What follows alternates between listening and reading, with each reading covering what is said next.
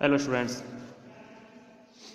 कक्षा 11 भूगोल विषय की ऑनलाइन क्लासेज में आपका स्वागत है।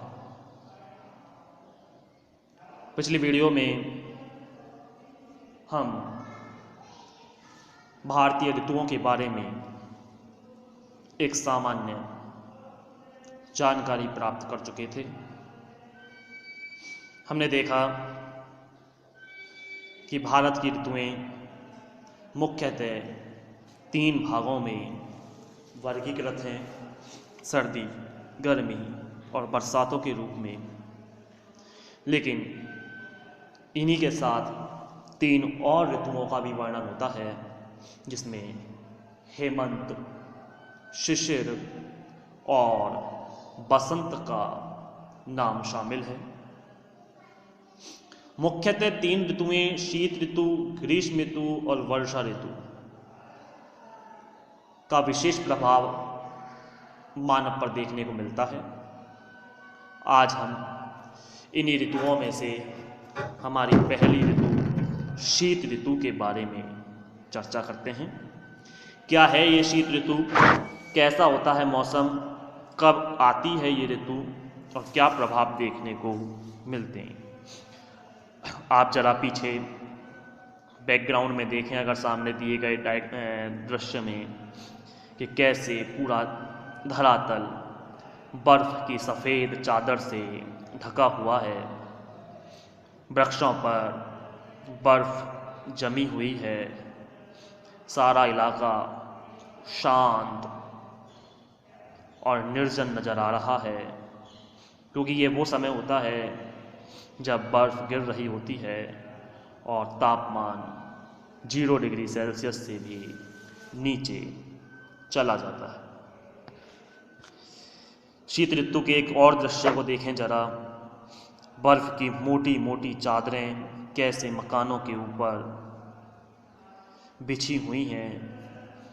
पूरे बर्फीले क्षेत्र में किस तरह से मकानों को बर्फ ने अपने आगोश में ले लिया है। पहाड़ हों या मैदान, वनस्पतियां हों या मकान, सब कुछ बर्फ की सफ़ेद चादर से ढका हुआ नज़र आ रहा है।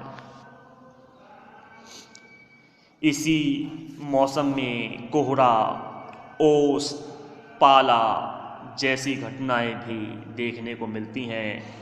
आप देखें कि वनस्पतियों पर बर्फ़ की ये बूंदें, पीछे नज़र आ रहा कोहरा साफ दिखाई दे रहा है। शीत ऋतु, आइए वर्णन करते हैं इसके बारे में। शीत ऋतु को मुख्यतः 2 भागों में बांटा गया है। एक हल्की गुलाबी सर्दी को हेमंत ऋतु नाम दिया है और तीव्र या तीखे जाड़े को शिशिर ऋतु कहा जाता है। हालांकि ये हेमंत और शिशिर दोनों ही सर्दियों के भाग हैं, लेकिन सर्दियां भी 2 भागों में पड़ती हैं। शुरुआत में सर्दी धीमी पड़ती है और धीरे धीरे अत्यंत तीव्र होती चली जाती है। दोनों ऋतुओं ने हमारी परंपराओं को भी अनेक रूपों में प्रभावित किया। शीत ऋतु में भूमध्य सागरीय क्षेत्र से उत्पन्न होने वाले शीतोष्ण चक्रवातीय के कारण ईरान तथा पाकिस्तान को पार करते हुए भारत के उत्तरी पश्चिमी भाग में पहुंचने के कारण जम्मू कश्मीर, पश्चिमी पंजाब, राजस्थान में कुछ वर्षा भी हो जाती है। पश्चिमी विक्षोभ भारत की आकृति की यदि हम बात करें, इस तरह से सामने आती है। तो ये जो हिस्सा पड़ता है इधर, जिसमें खाड़ी क्षेत्रों में भूमध्य सागरीय क्षेत्र आता है, अफ्रीका, यूरोप के मध्य, यहाँ पर एक चक्रवात उत्पन्न होता है और इस चक्रवात का प्रभाव ये रहता है कि वहाँ से हवाएं भारत के क्षेत्रों में पहुंचती हैं, जिस कारण भारत के इन क्षेत्रों में, राजस्थान है, पंजाब है, जम्मू कश्मीर है, इन क्षेत्रों में सर्दियों के समय वर्षा होती है। हालांकि इस वर्षा की मात्रा बहुत कम होती है, किंतु इसे रबी की फसल के लिए लाभप्रद माना जाता है और इस वर्षा को जो कहा जाता है वो मावठ के नाम से जाना जाता है। इसको वास्तविक रूप में महावट भी कहा जाता है। तो सर्दियों के मौसम में होने वाली वर्षा मावठ या महावट के नाम से जानी जाती है, जो रबी की फसल के लिए महत्वपूर्ण होती है। रबी की फसल अक्टूबर नवंबर में ये बोई जाती है और मार्च अप्रैल में से काट लिया जाता है। गेहूं सरसों की पैदावार इस समय होती है, तो ये फसलों के लिए लाभदायक है। जम्मू कश्मीर तथा हिमाचल प्रदेश में इस पश्चिमी विक्षोभ के कारण बड़ी मात्रा में हिमपात भी होता है। हिमपात मतलब बर्फ का गिरना।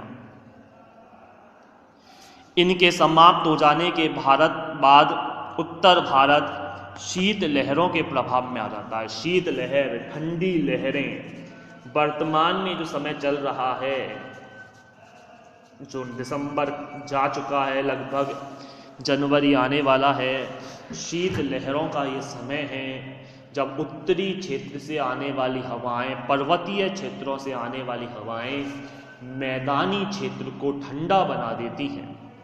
हाड़ कपा देने वाली को सर्दी माना जाता है। अत्यंत तेज तीव्र स्वर में ये सर्दियां मैदानी क्षेत्रों में प्रवेश करती हैं। इन सर्दियों का समय 15 दिसंबर से लेकर 15 मार्च तक का है। इस समय देश के अधिकांश भागों में महाद्वीपीय पवनें चलती हैं, जो पाकिस्तान में पेशावर के समीपवर्ती क्षेत्रों से भारत में प्रवेश करती हैं। इनका सबसे प्रमुख प्रभाव यह होता है कि उत्तर भारत में कम तापमान पाया जाता है।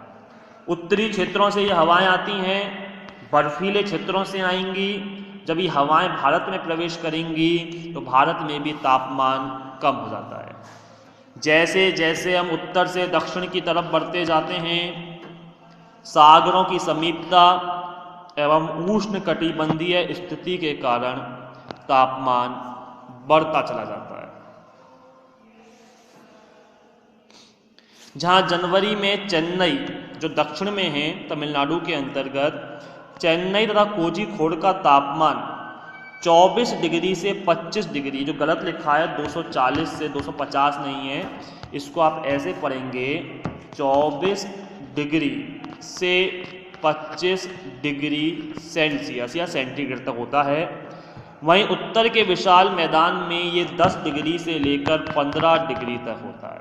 ये जो जीरो लग रही है, 24 के बाद जीरो है, 25 के बाद जीरो है, ये जीरो नहीं है, डिग्री है, ये मिसप्रिंट है थोड़ा सा। तो आप देखिए कि जहां दक्षिण भारत में तापमान 24-25 डिग्री सेल्सियस होता है, तो वहीं उत्तरी क्षेत्र में तापमान 10 से 15 डिग्री सेल्सियस हो जाता है। पश्चिमी राजस्थान में तो रात के समय तापमान हिमांक बिंदु यानी 0 डिग्री, यहाँ जो डबल जीरो लिखा है इसको भी आप चेंज करें और ये है 0 डिग्री सेल्सियस से भी नीचे चला जाता है। आप सोचिए, इस बात की कल्पना कीजिए कि पूरा हिस्सा भारत का, जहाँ एक तरफ तापमान 24-25 डिग्री सेल्सियस है, तो उत्तरी क्षेत्र में तापमान बहुत कम पाया जाता है। सर्दियों का समय दक्षिण भारत में कोई विशेष अंतर लेकर नहीं आता, जबकि उत्तर भारत के अंतर्गत स्थितियां पूरी तरह से परिवर्तित हो जाती हैं। यही वो समय होता है जब तापमान हिमांक बिंदु यानी 0 डिग्री से भी नीचे चला जाता है। ओस जो परती है वो पाले में तब्दील हो जाती है और चहुं और बर्फ की मोटी परतें दिखाई देने लगती हैं। कई बार इस ऋतु में बुजुर्ग लोगों की मौत भी हो जाती है, क्योंकि इसी ऋतु में सर्वाधिक रूप से हार्ट अटैक आने का खतरा बना रहता है, क्योंकि हृदय की धमनियाँ, शिराएं सर्दियों के कारण सिकुड़ती हैं, फिर फैलती हैं, तो जिसके कारण हृदय पर दबाव बनता है और हृदय फेल हो जाता है, कार्य करना बंद कर देता है। तो ऐसे समय में बड़े बुजुर्गों को अपना विशेष ख्याल रखना चाहिए।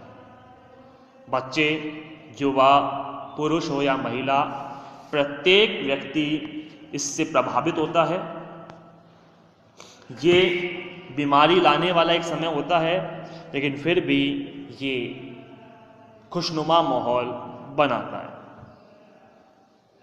तो आज हमने शीत ऋतु के बारे में एक सामान्य जानकारी प्राप्त की। शीत ऋतु के बाद ग्रीष्म ऋतु की चर्चा हम आगामी वीडियो में प्राप्त करेंगे, लेकिन तब तक के लिए धन्यवाद।